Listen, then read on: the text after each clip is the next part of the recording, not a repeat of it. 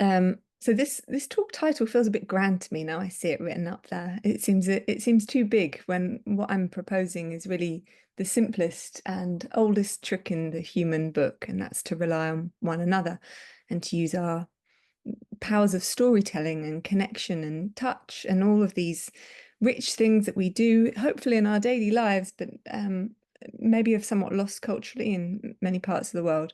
So this talk is really two parts, one on recreational use of psychedelics and one on the medical and how we can maybe shake things up a little bit. So we're going to talk about ritual and rave, and this is where my first entry point into psychedelics was. I'm pretty new to this field. In terms of social bonding and cohesion, I've been working on that for maybe 15, 20 years, but the psychedelics work is newer, at least in terms of writing papers. We're going to the 4Ds, which are drugs, drumming, dance, and sleep deprivation, and the sort of potent cocktail that they can cause for altered states of consciousness. Then we'll go back a little further in history about why we need groups in the first place, how inherent that group connection is, and the social cure, how there's this vacuum that the medical model operates on, treating the individual, relates to the cult of the individual, which you're probably well aware of, and how we need to quite radically, but potentially easily, introduce the social practically, and the challenges ethically and legally of doing so. I'll talk about a paper that Leo and I wrote with the Haslams and Tegan Cruis this year. It came out in Nature Mental Health. I can't see you in the room, so I can't gauge how many of you have read that paper, but we'll talk a little bit about that and the challenges and next steps that come from that thought piece. And I very much look forward to your questions and your thoughts that come out of this, particularly maybe around sort of my areas around subcultures and connection and what we can do with that. So, ritual and rave. I always find it interesting to know what someone's personal relationship with the research is, because it's very much like people and their dogs. They tend to bear somewhat of a resemblance. And I think people who work on social bonding are often the misfits and the people who haven't quite found a home. So my love of rave when I was much younger, in the noughties and a little bit later, I would go to a lot of raves and free parties, and informally, or at least for my undergraduate dissertation, one of them was around the ritual of rave. And I would go to warehouse parties and squat parties and woods parties with my little dictaphone and take recordings of these sort of snippets of, you might call it an interview, but it was more like a conversation, a very wonky conversation. And I'll never forget one person, he said, rave is a home for the homeless, a family for the familyless. And it really struck a chord with me. And I've seen signs at some alternative festivals, sort of on the psychedelic scene, just welcome home. And that encapsulates really for me what the ethos is there. I'm going to go a little bit into the sort of social cultural history of rave, because I think it's quite relevant to the transformative potential of psychedelics, touching on the dangers that can come out of that potentially quite unheld space, but also the learning we can draw from recreational use. And I've even referred to it as a neo-indigenous use, because this is a grassroots movement, if you like. It's born out of people's needs and wants. It's very much grassroots culture. Rave is surprisingly enduring for a subculture. It's been around for 4 decades. You might find 4 generations of one family having it out on the dance floor, and that's pretty unusual. Started in the late 80s, early 90s, coming out of the New Age traveler scene and the club scene from Ibiza and elsewhere. You could put it back to the 60s with the sort of bohemian movement, but really in its modern form, it came out around this time, the potent coming together of new electronic music and ecstasy, really. Acid was big on the scene as well, and still is. Other psychedelics are very common, and ketamine. So all of the main drugs associated with raves and free parties tend to have this psychedelic flavor to them. There is a difference for anyone who's interested between a rave and a free party. And many of you may already be aware, rave is now more of the commercialized side, and the free party scene, which is very much still thriving, is underground. Rave is durable because it's actually outlawed, as I expect you know. Even if you haven't been to one in popular press, it's well talked about. So you find people who are hugely committed to the group, who are willing to put their 20, 30,000 pound speaker stack at risk of being taken away, and indeed they are. Really quite peaceful protests around protecting rave culture, its people, and its values. It's durable in the sense that it's lasted so long and it's spread. So from the mountains and desert regions of Utah to barren airfields in France for technivals, you find it all over the world now.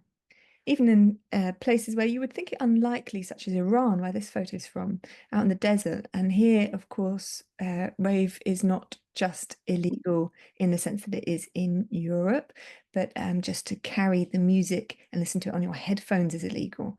And that could result in imprisonment. It could result in physical beatings. I did a documentary you can get on BBC Sounds with Farah Nakamidi about rave culture, and it's fascinating what she has to say about it over in Iran. So really, rave has been going pretty strong and still is. I've talked in other places about a 30-year cycle, a generational cycle, 60s, 90s, 2020s, about periods of austerity, and then a liberal wave coming through and growth in arts connected with pivotal drugs, LSD, MDMA. I'm kind of waiting to see what the 2020s one might be, and the shift in music and subculture coming out that, which actually changes mainstream society as well. But rave is actually much, much older. I said you could sort of start to skim into the 60s and the Bohemian movement, but you can go older than that. I mean, some people might link it to the opium dens, but I'd go about 100,000 years ago. And this comes to the evolution of the 4Ds. I've just got to plug my charger in one moment.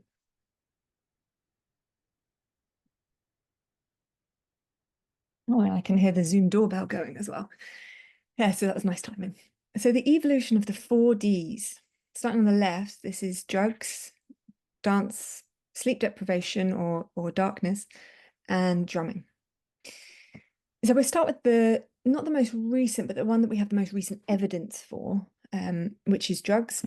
So this is some cave art from North Africa, Algeria, depicting a mushroom man or mushroom figure. And we don't know if that sort of mushroom type head is taking on, embodying the mushroom, or that the sort of cranium is expanding out with the mushroom spirit and that intelligence. That's around 7,500 years old. Clearly, it is unlikely to be the start of drug taking or intentional drug taking. It would go back far older than that. And there are strong theoretical ideas around how our cognitive evolution has actually been shaped by psychedelics, neuroplasticity, creativity, all kinds of uniquely human things which have been shaped by psychedelics. And I won't go into that argument too much here. It's kind of another story, but only to say that drugs to alter states of consciousness are really old in human history and indeed found in other species as well. On the dancing side, we can put dancing back pretty far. So we can look at other species who also move in synchrony, rhythmically.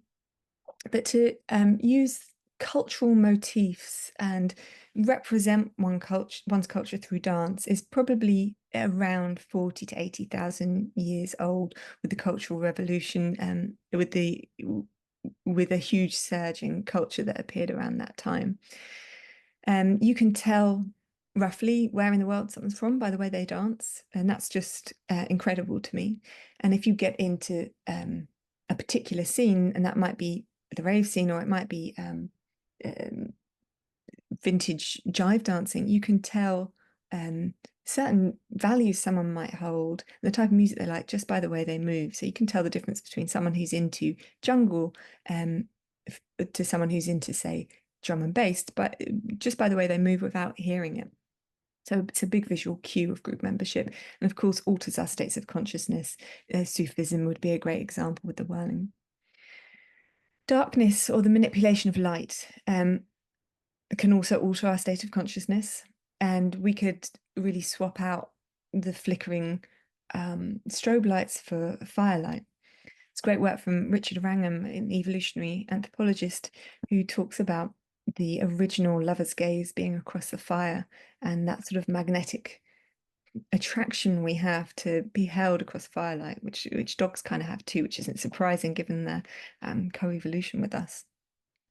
The fourth is drumming, which I've put as the oldest. So control of fire is probably a type mark on it, but you can see clear sort of hearths and fire rings in some archaeological sites. And that would be around 1.5 to 2.5 million years ago.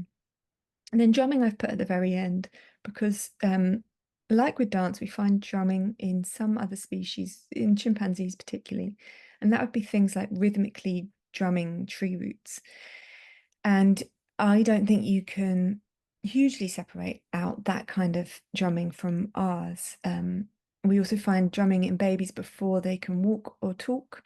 That rhythmic communication is really fundamental and alters our states of consciousness powerfully. Think shamanic drumming. So these 4Ds, we find them in modern rave culture, and I came up with them because I kept observing them and kept thinking cross-culturally, are there any examples where these things don't happen? Even when they're outlawed, they seem to happen in some form or another. And when you have the combination of them, I think it's a path to pretty intense bonding. And I'll go into why that intense bonding is so necessary in a few slides. So around 2020, I started collecting data with people who'd been to an awe-inspiring rave or free party. And it was one of the most fun surveys I'd ever done. I'd just been awarded funding to look at people in prisons' engagement with a football intervention. I couldn't get into prison because it was COVID, and prisoners were banged up 23 hours a day. So I went back to the rave stuff, which I'd been so interested in the early years. And we came up with this this model for a structural equation modeling analysis. And we thought it was unlikely that this one would work. So I think we pre-registered and we put this as exploratory analysis. You know, this would be great, but we'll look at all the separate pathways. That actually worked.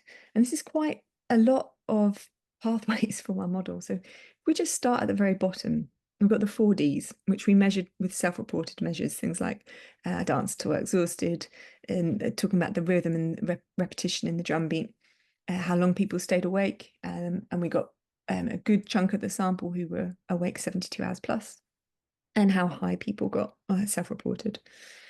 We split out the drugs, psychedelics, including MDMA and other drugs, and it was psychedelics primarily driving the effect. So the more people engaged in the 4Ds, the greater their feelings of awe, particularly if they had an open personality.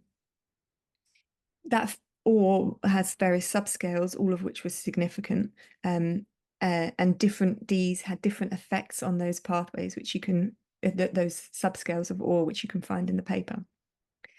Awe in its own right led to social bonding, particularly identity fusion. I'll go into why that's so important in a moment. And it led to feelings of personal transformation, which in turn led to more bonding.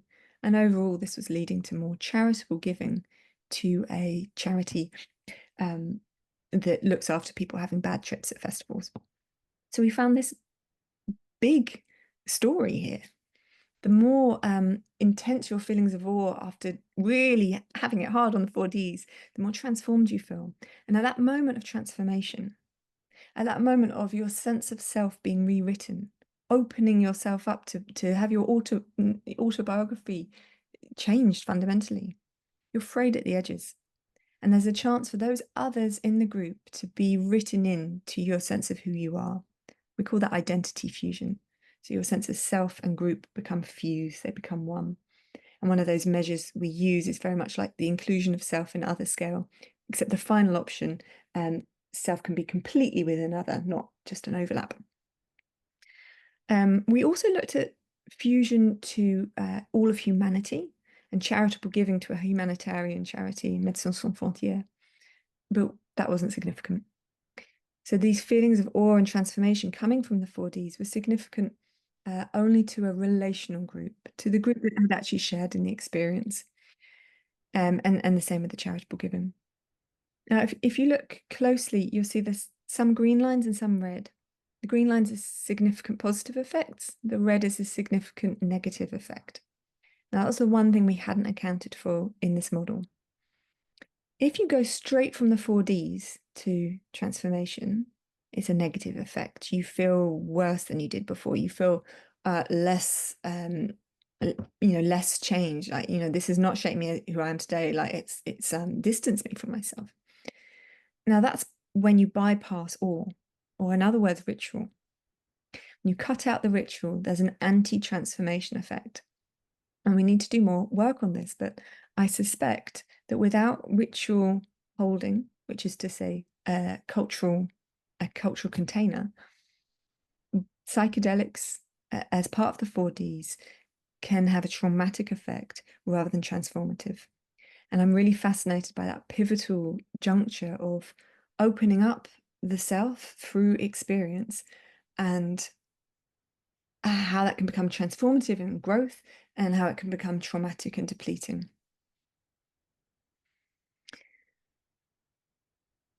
I'll move on now, slightly starting to segue into how this relates to sort of the psychedelics picture more broadly. So I've got three individuals here. One is from a warehouse party in the 90s. The guy in the middle is from the Amazon region in South America.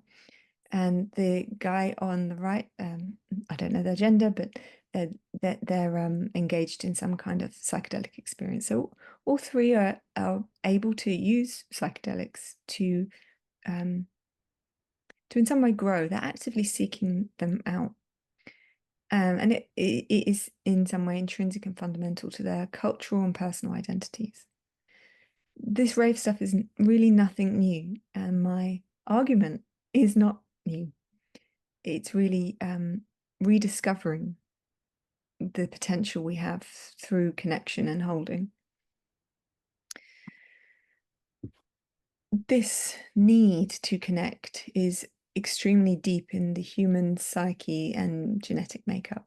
So I'll go with a quote from Einstein. Strange is our situation here upon Earth. Each of us comes for a short visit, not knowing why, yet sometimes seeming to divine a purpose.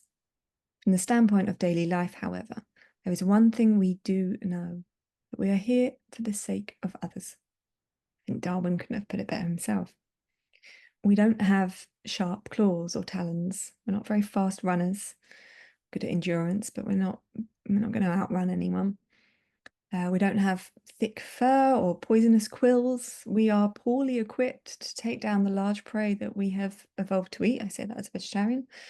Or to defend ourselves against the elements. And we live in every part of the planet. As humans spread through Africa and Asia and up across the Bering Straits into the Americas, we've encountered really diverse landscapes and have needed culture, which is to say the wisdom and knowledge of others, to develop or remember the tools that allow us to survive in those habitats.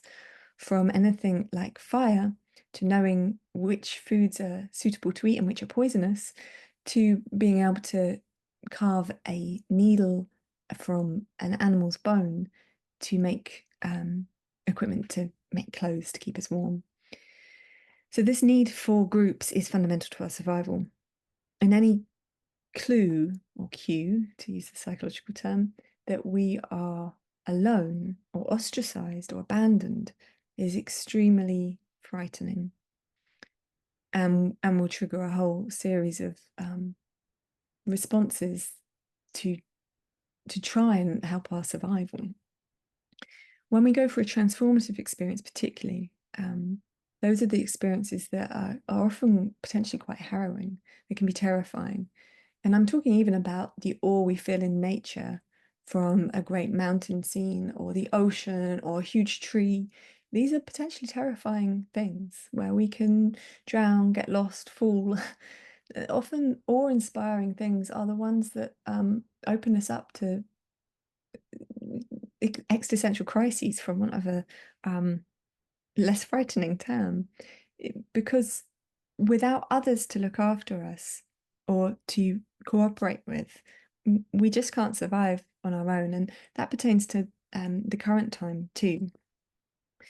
So the social cure model emerged similar time actually to identity fusion theory, although completely separate in psychology, in the late 10s.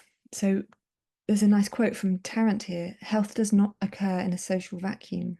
And it's madness that in medicine, our health has been treated as individual units for all of recent medicine.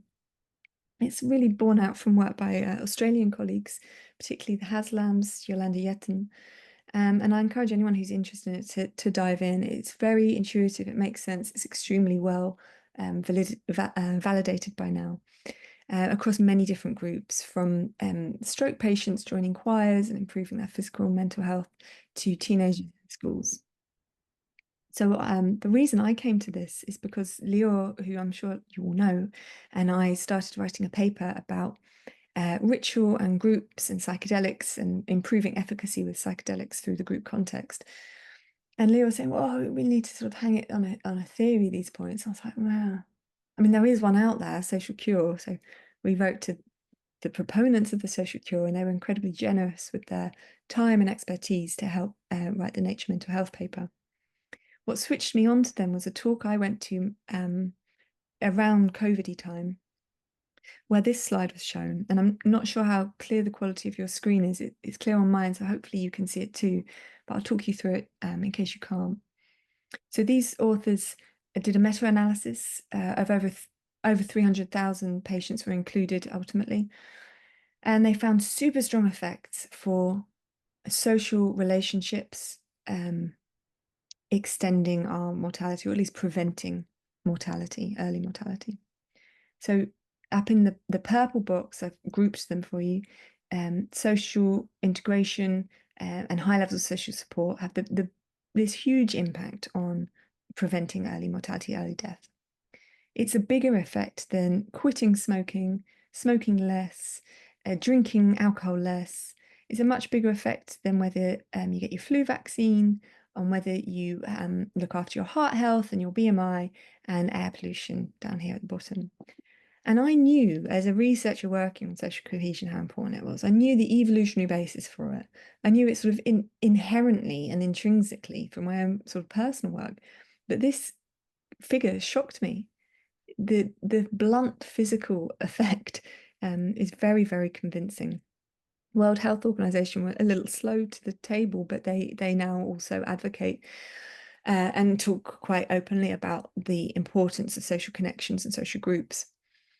There was a big study that was also quite influential, I think, and we now see so much on social prescribing, which does have its problems because it sort of replicates a parent-child relationship of you need relationships, have these ones, rather than encouraging people to find the tools within themselves to forge and maintain those relationships.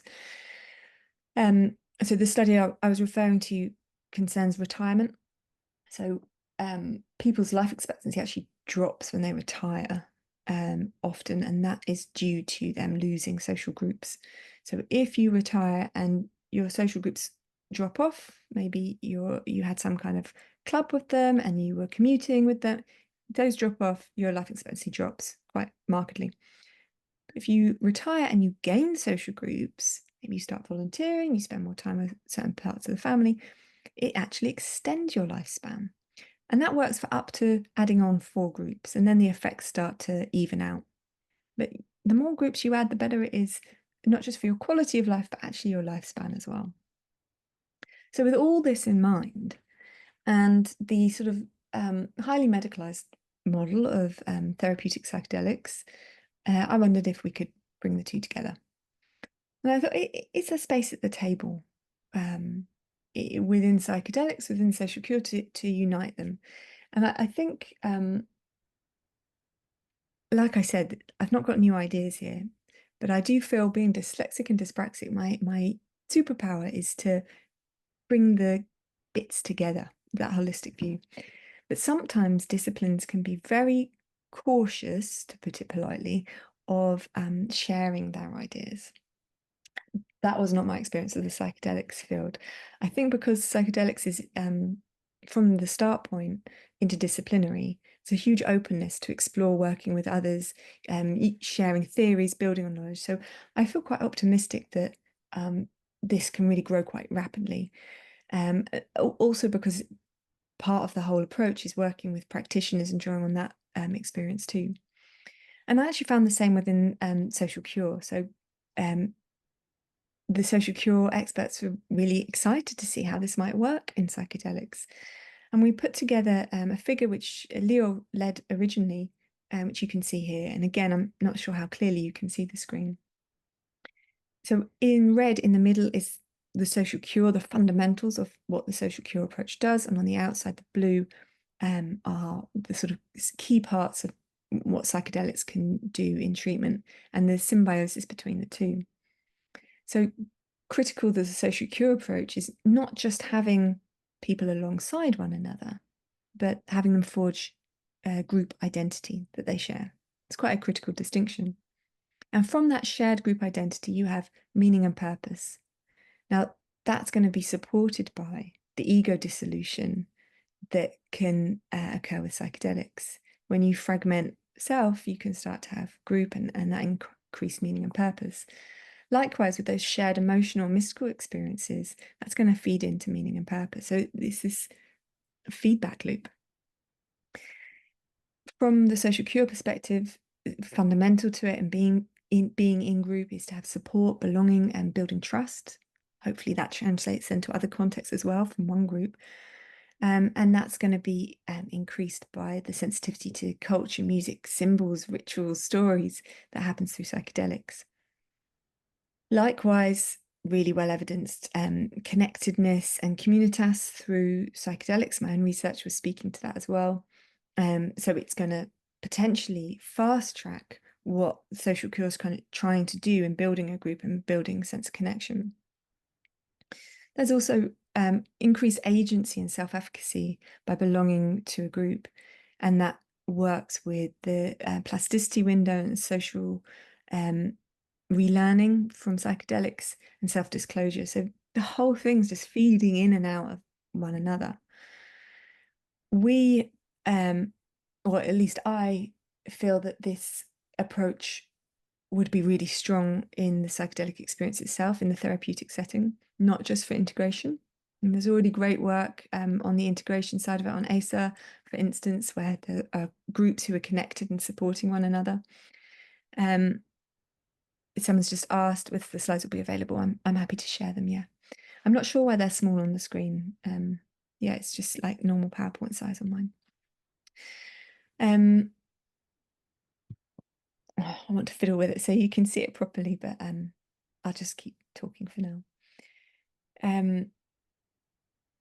Yeah, so the integration side for psychedelics is working pretty well. Also, you can find this figure in the Nature Mental Health paper. It came out this year if you want to look at it right now. So the integration part has been done pretty well. The therapeutic part is an untapped resource in my view. I mean, there's also financial benefits. If you have a group engaging at the same time, that's going to bring down therapeutic costs potentially, although there's quite a lot of planning and care that goes into it to get that sweet spot, so it can actually end up costing almost the same. It's not purely monetary. And also in that preparation, and I think the preparation and integration are probably the most important parts in it, in my view, because the experience itself can be quite internal. In the preparation side, this is about forging a group with a shared identity that is meaningful. So that identity might be, we're going to take psychedelics. It might be, we have a mental health issue that we share, or some kind of mental health issue, not necessarily the same one. And it could be something very different. It could be, we're going cold water swimming and walking in nature once a week, and that becomes the identity. So there's many ways that that identity can emerge, and I would really encourage group identities to emerge organically wherever possible. And because time constraints and financial constraints mean that you might need a little bit of top-down influence from the facilitator, there are ways to support that, for instance, by having some kind of craft, some kind of music that comes in. If people are comfortable, they might drum together. There are cultural fast tracks to gain these shared identities that we can really lean on. So you're building up that trust and that connection. So the self-esteem and the agency is all there to draw on at the point of therapeutic intervention. And I also think doing the psychedelic together can also be very powerful because it's that shared experience. It's the transformation and that fraying around the edges where other can integrate into self. I don't know if it's all right, host, but I just keep admitting people as they turn up. Hopefully that's cool. So then when you go into integration, you've been through a lot together already. The trust is there, the depth is there. I've been asked by others, do they need to go through all of those phases together as one group? And I sort of wasn't too sure, but I think, there's two ways we can draw on that. One is through the rave culture stuff. People don't go to the same rave with the same people every time. It's new people. And I find in this later part of my life, I can meet someone who's been to free parties, particularly if they've listened to the same genres of music. And there's an instant rapport because we know, and we're generalizing stereotyping, and it's a sort of useful application of that. But on some level, we've shared some stuff, even though we've never met. And I think it's probably the same with this. So you could have an integration group that is novel, but sort of some of the fundamentals have been shared. There's a little image there as well. So the Nature Mental Health paper goes in depth. There's also a short research summary, I think it's called, which I wrote up on it as well for anyone who wants a sort of easier access overview. There are quite a few challenges for this whole approach. So critically, there are legal barriers and fears of being seen as radical, and that affects researchers and their reputations and funders as well. Associations with negative representations of mass psychedelic use in the 60s. And there's a great cinematographic take on zombie films versus vampire films. So when we get a fear of the masses, and particularly when there's like liberal times, fears of the masses, you get loads of zombie films, like the masses are going to take over. And then you get a conservative view where things switch around and you get a fear of people who are going to take you over in the vampire thing. And you get these sort of shifts between things. I think post-60s, it was like, the zombies, everyone's going to take over. That could come up now, and people are scared of people doing things en masse because groups are powerful. So there is a kind of radical take on accepting the group and working with the group. There are risk-averse licensing boards for those reasons. And there's a problem with the oversimplification of the biomedical model, bit of a mouthful, and the control people want for randomized control trials.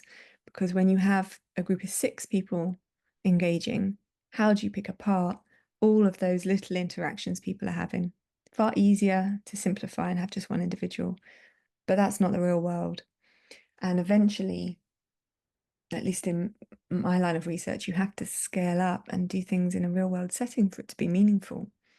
And I would argue that that kind of research starts with observation, interviews, focus groups, before moving into the quantitative, because your research questions need to be informed by what you're seeing, what you're hearing. All of this, I think, relates to the cult of the individual, and the individual is the preferred unit of treatment. And it's like I said, it's a radical move away from that to even talk about or support these kind of approaches. Ethically, there are problems too, and these need really, really careful consideration. I don't want to suggest that psychedelics are a panacea, or that the social cures, or that the two together are. There are really complicated thought processes that need to go on with this. So the first ethical challenge, I would say, is the potential for adverse effects of group dynamics. So you could internalize others' negative feelings. We're empathetic. We learn about ourselves and others through groups, but you might witness something negative and take that on as your own. You might get projections from other people, other people's ghosts of their past coming up and being projected on you. There's also the social curse of identifying with a group whose identity is actually negative, marginalized, disparaged. I was working with a medical doctor a couple of weeks ago who's working with metastatic cancer patients, so these people who are terminal, and he asked, without saying social curse, there's a big social curse potential here. So being the victim, being the burden, being sort of deathly, all these negative group identities, which I think are really possible, and the harm that could do to have a transformative psychedelic experience together and go down that pathway. And I know people who aren't facing death imminently, and who sort of get stuck there for a very long time, the trauma of that. So we need to be really mindful of those kind of social curses. That could also apply to just the fact that you are taking drugs, and how when you go back into the real world and mix with the mainstream, that curse of being like, I've done wrong, I've transgressed. The third is more general, around cultural sensitivity when applying the social cure model globally, or at least in varied cultures or in mixed cultural groups, and thinking about things like hierarchy and age and gender, and the identity characteristics that are going to vary for different cultural groups. Now, these are ethical challenges. They're not all fixed, but through thought and sensitivity and awareness, they can all be mitigated with identity leadership. And this is a big body of literature that's already out there for the taking. It's already been done in thousands of social cure studies, and is available to utilize, adapt, nuance for the psychedelic area. So I linked to this, we had several steps, sort of practical and research-based, that we were suggesting people could take. I know that the screen's really small, so I don't think I'll go into them now, but leave you to ask questions about this, and we can delve into them. They're all in the paper as well, in the supplementary files. It's really about just how we apply this for medicalised settings, and how research-wise we can start tapping into that, starting with the qualitative, building up to the quantitative and randomized controlled trials. Great work going on in Canada already on that front. So I'm going to tie it up now, sort of with one eye on the fact that the slides have been too small for you for some reason, and knowing that there'll probably be lots of questions here. So in conclusion, we have evolved to live in groups, to not be isolated. And there's fantastic research out there from the social cure model about how to apply group relationships, potentially novel groups, to enhance mental and physical and emotional well-being. There is plenty of space at the table for the two to work together to really nourish one another. And this symbiosis between social cure and psychedelics appears to be very rich, at least from our sort of theoretical understanding and our observed understanding, and the little bits of work that are already out there. One thing I haven't mentioned actually is the use of psychedelics in retreat settings, so ayahuasca ceremonies and others, and how these are clearly group-based settings, which are in improving people's emotional and psychological well-being.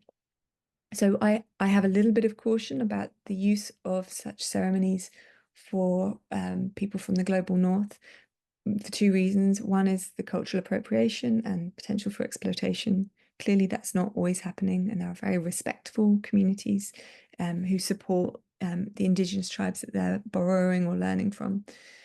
The other is how these ceremonies have culturally evolved in particular locations, localities, and the relationship between space and place and person, and how if we extract a very culturally specific practice and put it in another culture, what meaning is lost and what damage can be done to the people who partake in it, willingly and openly, and then go back to the urban jungle. What kind of damage can be done then? There are other retreats which may have some origin or some drugs which come from, say, a tropical region, and adapt and make it, localize it. So there are no doubt fantastic retreats going on out there. and who are really drawing on this group element. The thing that they often but not always miss is the cultural holding, the elders. So often there'll be facilitators who are very wise and have learned a lot. But the potential to maintain a peer group through the integration and maintain that and come back to it, to revisit, that might be missing. It might be also that the cultural iconography, such as in myths and legends, for instance, that might be missing. So the rave scene, for instance, there's not a deep cultural legacy with it. It's also often very notably missing the elders, the sort of elder council who can give advice and counsel for various reasons that we don't need to pick apart here. But it's an emerging space, is all I want to say with that, compared to the indigenous cultures who have many, many generations of wisdom to draw on. Yeah, this stuff is really time old and looking a forefront. It's doing both at once. It's old and it's new at the same time. I think I will stop there and really look forward to your questions. I don't know how well I'm going to be able to hear you because I think the microphone is where my camera to see you is, which is sort of looking down at the fan. I'm sort of opposite the fan, somewhere high up. So that's all. Thank you.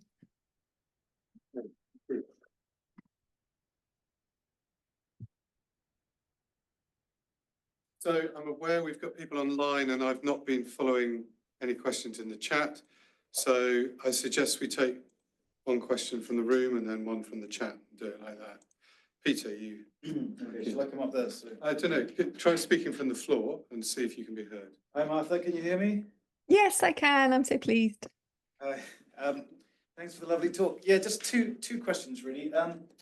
Number one, have you ever looked at holotropic breathwork? Because the parallel struck me that, you know, there's a lot of percussion to start with.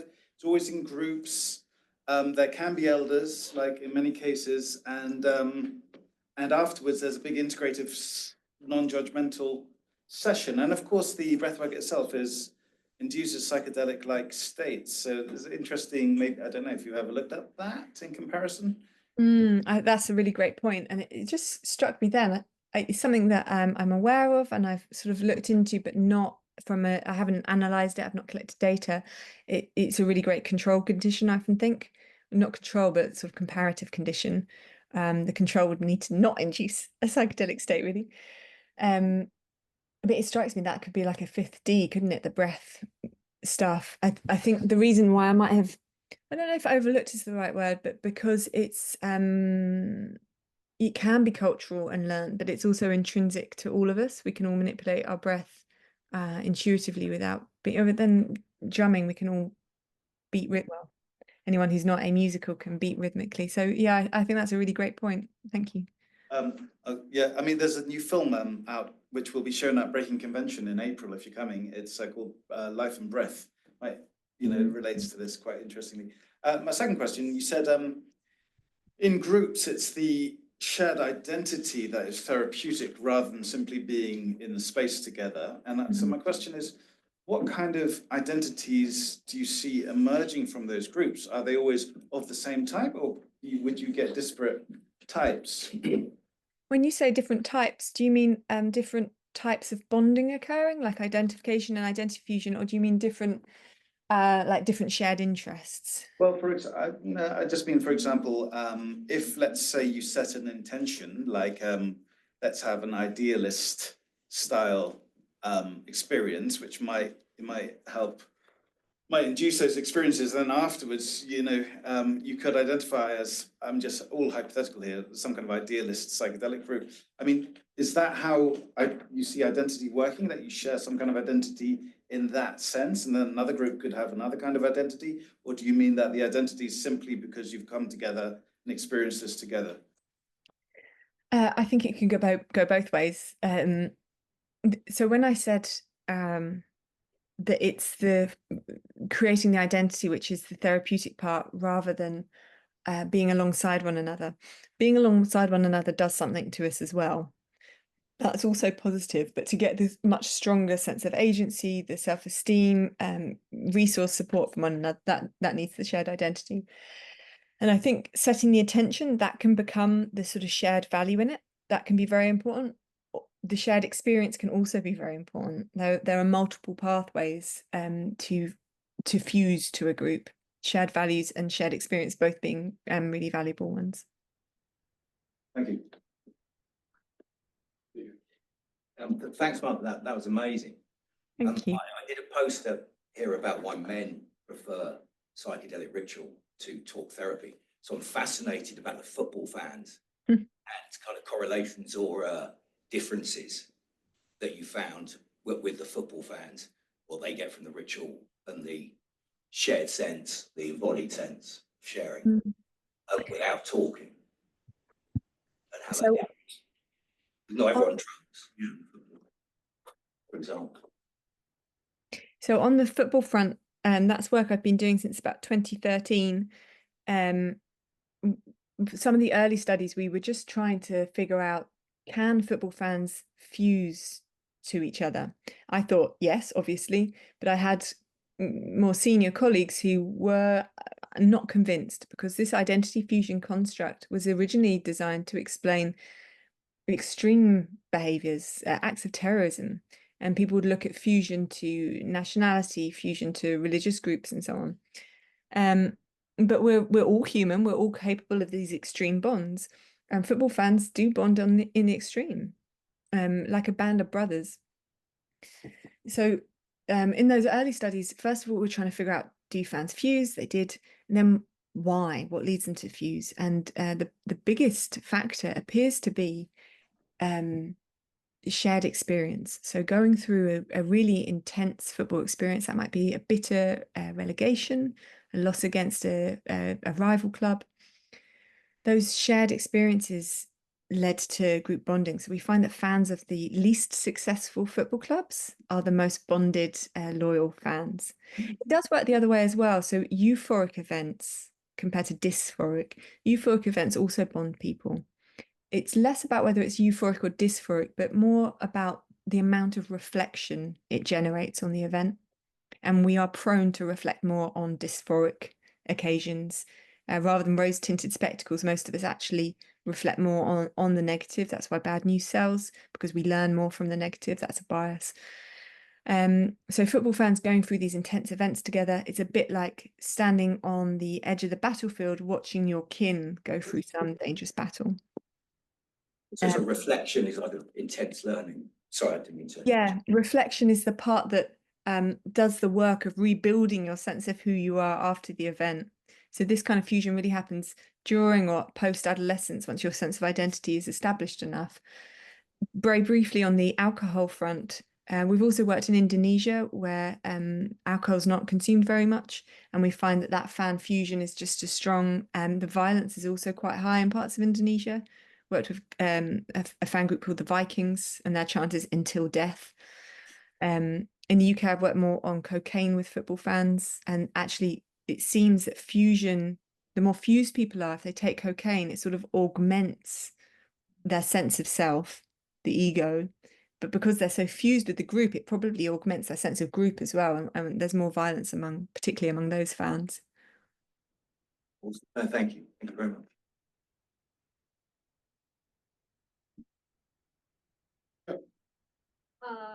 Thanks for the talk. I'm just curious, like, about your thoughts on like consent, because like, for example, with alcohol, if someone's drunk, they can't really consent to certain actions.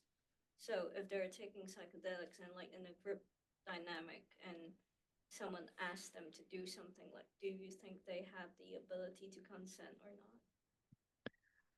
I think there's two strands there. One is the practical. So if we are designing a medical intervention or a group space which is facilitated, then we have to find facilitators who have suitable training and experience to be able to navigate those kind of complexities that arise. So they need to be really not just bearing witness, but attending to those nuances and guiding people appropriately. From an ethical perspective, that's a situation that occurs in the real world, probably often. And I would say people who are taking psychedelics can give consent, but that's contextual, and it depends on how intoxicated they are, how altered their sense of reality is. So some people can have quite a strong psychedelic experience in some ways, but maintain quite a firm grip on who they are and what's happening, and be able to separate, this is the psychedelic part, this is the me and the real. Some people or some experiences will go much further and completely disconnect from reality. And then I'd say that consent in the reality isn't possible because they're not experiencing it. So that person who's asking for the behavior, I also think there's a sort of metaphysical, spiritual plane that this is operating on. So if people have taken the psychedelics together, they might be communicating and connecting in ways that we don't really understand. So I think it's quite a nuanced one. Thank you very much.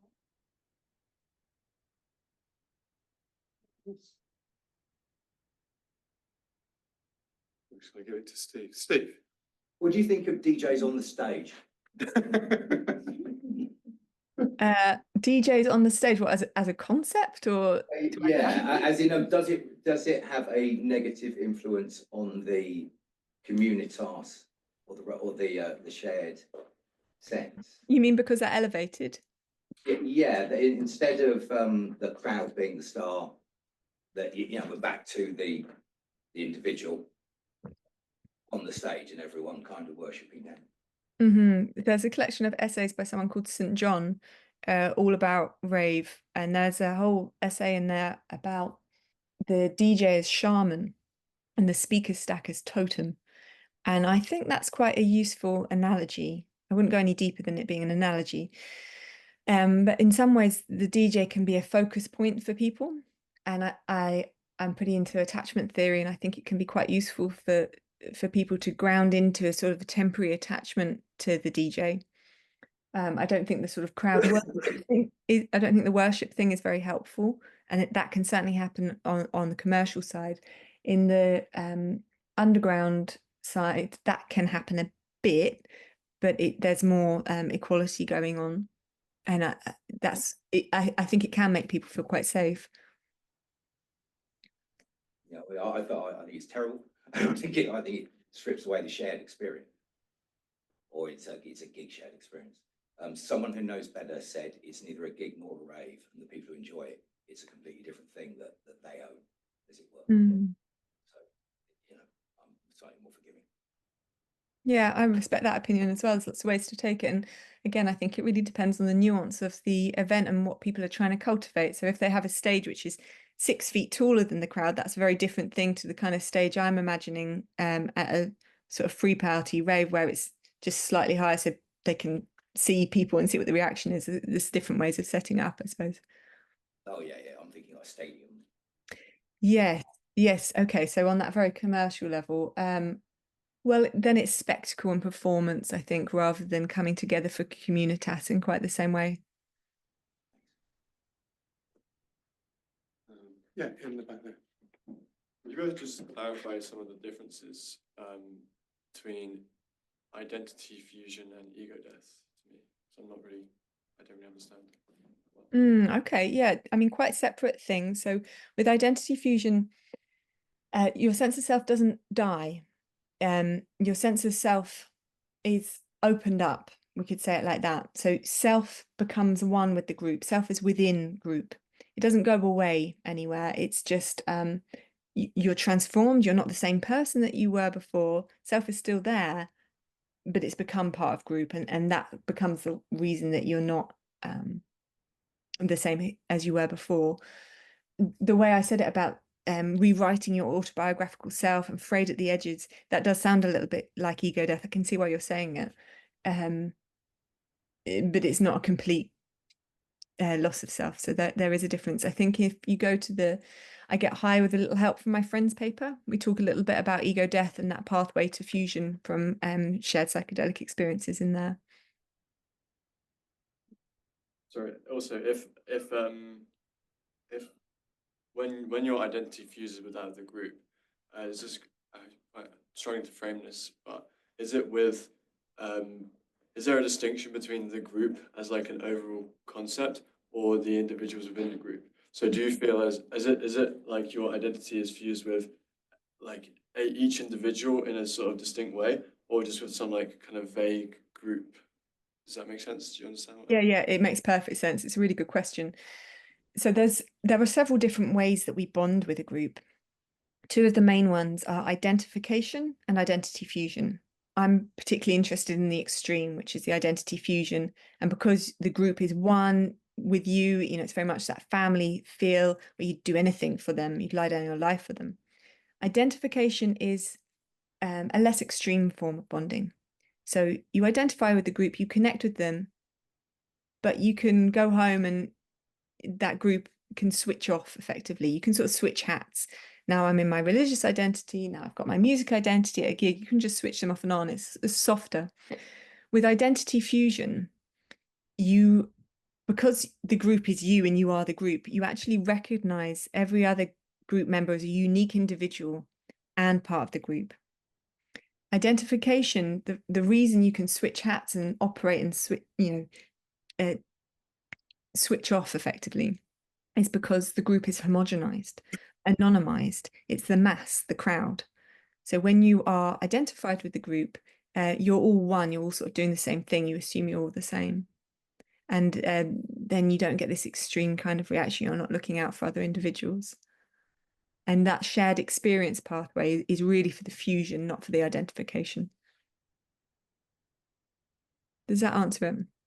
very much? Yes. Thank you. Okay. Sorry to come back again. Pushing this identity fusion and with something you said a moment ago about just speculative metaphysics. So you spoke about, and I know this is going to be very speculative, but you spoke about some forms of communication that we don't fully understand.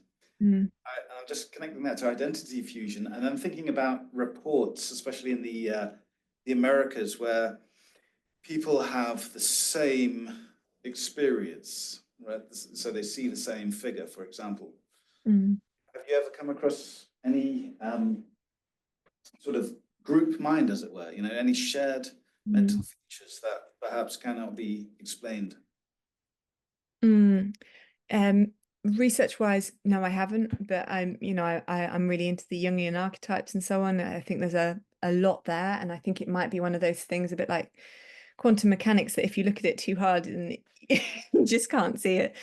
In the early days, I did do a study in Brazil where we were looking another pathway to this, to either identification or fusion, is synchrony, moving the same as other people, and simply tapping in time with another person, following their gaze. These are enough to form a sense of allegiance. With identity fusion, that perceived synchrony goes a bit deeper. So it's that you're of the same essence. It's really triggering a sense that you share the same DNA, although it doesn't have to have that kind of language.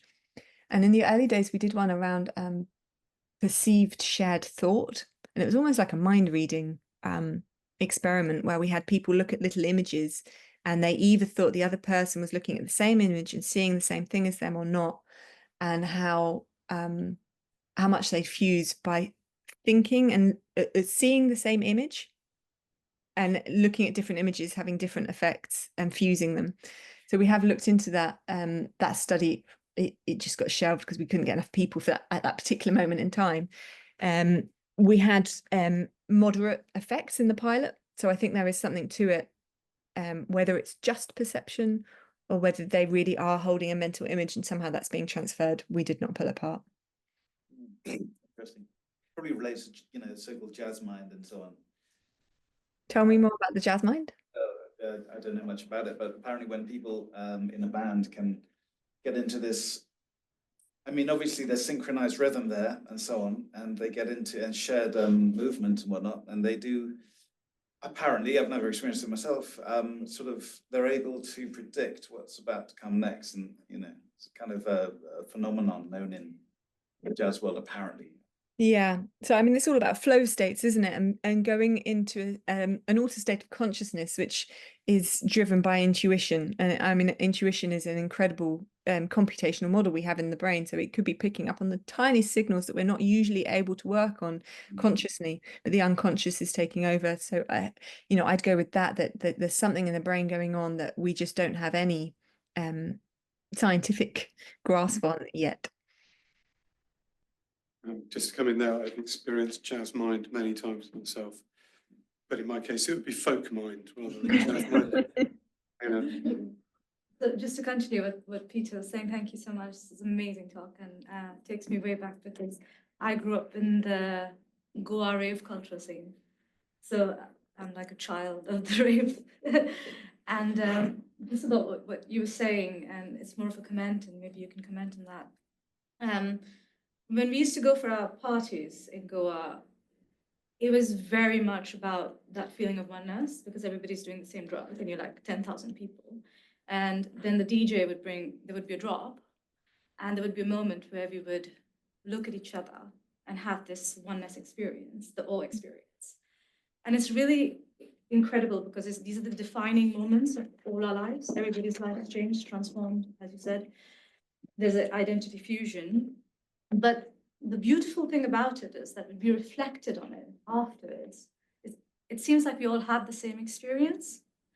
You know, when you have that sort of drop and you have that oneness experience, everybody is having a transpersonal experience, and it's so beautiful. And then you share about it, and that's how the fusion happens, becomes quite extreme. And I think most of our sense of self opens up then. So the openness is also cultivated.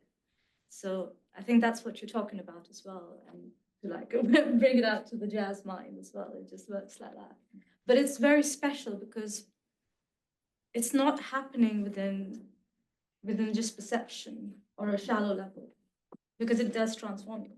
So yeah, because it's happening in those altered states. Yeah, really, really beautifully put, and it just makes me want to go to Goa. Beautifully put, thank you. A lovely sort of vivid image of exactly what I'm talking about. Really spot on. What you're talking about there makes me want to also bring the point about ritual to the foreground here. So that magic you're talking about, the specialness of it, ritual does that. Ritual is really, we call it something that's causally opaque. You can't see what the reasons for it are. We've always done it that way. And this is what singing the happy birthday song is. The ritual givers appear quite magical to people. There's lots of great experiments, Christine Lagarde's work, for instance, on how children will attend to ritual action much more than instrumental action, mechanical actions for an obvious reason. There's an experiment with a glass box. It's got all these levers and buttons on it, and inside is a treat. And if you show the child the box and you tap this and pull the lever and then you open the door and you get the treat out, say, here, now you have a go. The child will do all the stuff as much as their short-term memory allows. They always remember the first and last, and they try really hard to get it right. And they open the door and they get the treat. If you do that experiment with a great ape, and you do all the stuff, you open the door and you get out the grapes, the great ape will just take it, open the door, and get out the grapes. They don't need to do the stuff because they're like, well, that stuff's obviously useless. I don't need to do the tapping with the little wand, and I don't need to turn just open the door. Human adults have a guess. Are they going to do the ritual, or are they going to just open the door? Human adults will do the ritual the first 1 or 2 times, and then they just open the door. So they learn that this ritual actually isn't serving them.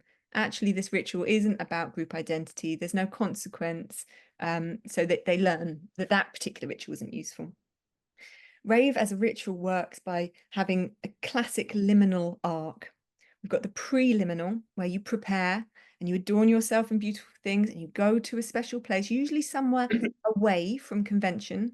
And by that, I don't necessarily mean on the edge of a beach or in a forest, but it may be away within a city. It may be in a squat or a warehouse, somewhere which is away from the usual.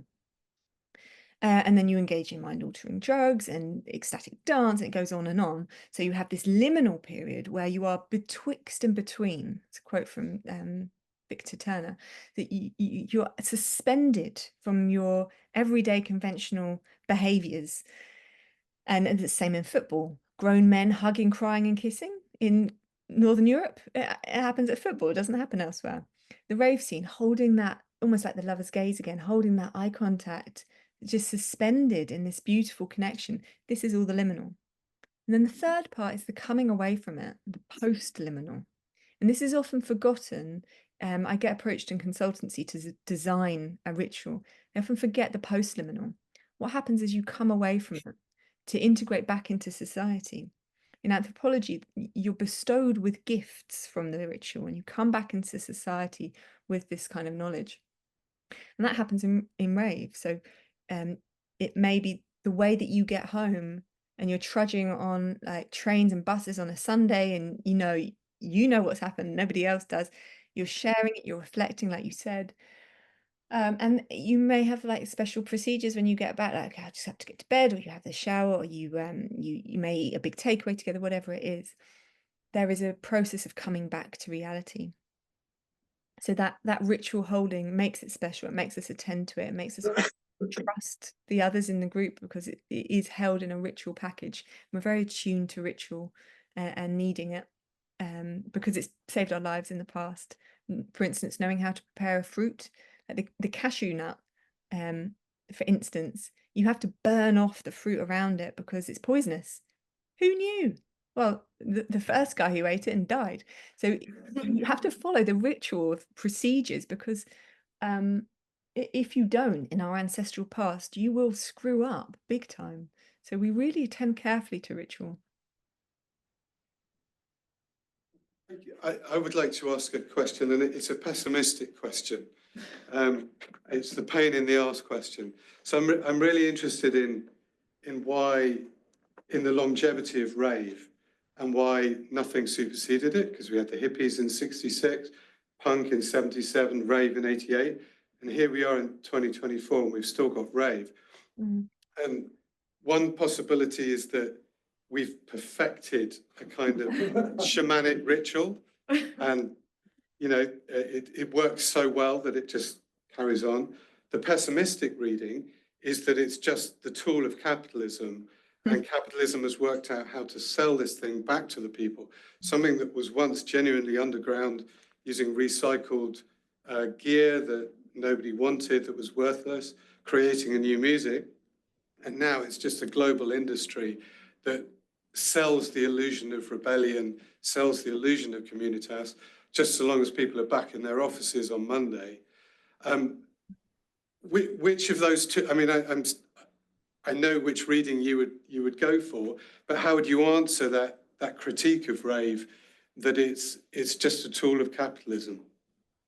Well, I think it's got quite a lot of merit because the hippie movement and the punk movement were grounded in radical values, anti-capitalist in a nutshell, other parts too. I don't think rave is to the same extent.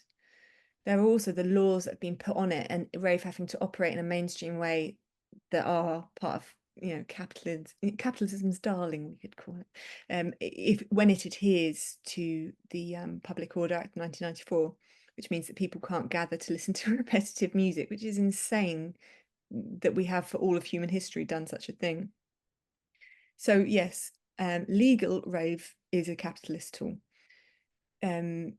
There's a whole theory of carnivalesque in anthropology that you can have the big carnival, the topsy-turvy, the inverting of hierarchies, only to restore order ever more the next day. And I think that can be true of rave.